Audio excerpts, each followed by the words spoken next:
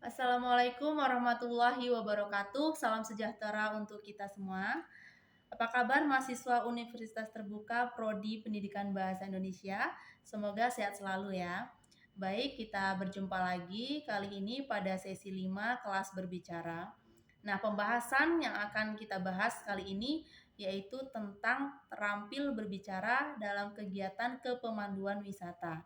Nah, capaian umum yang harus dicapai oleh mahasiswa yaitu mahasiswa terampil dalam berbicara, dalam hal ini dalam kegiatan kepemanduan wisata, baik itu wisata alam, wisata budaya maupun wisata sejarah.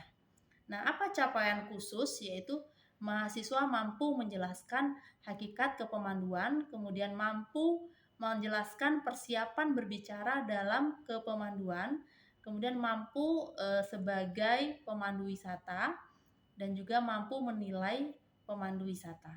Nah, selamat belajar, silahkan aktif dalam forum diskusi dan juga mengerjakan semua latihan yang telah disediakan. Oke, semoga sukses. Wassalamualaikum warahmatullahi wabarakatuh.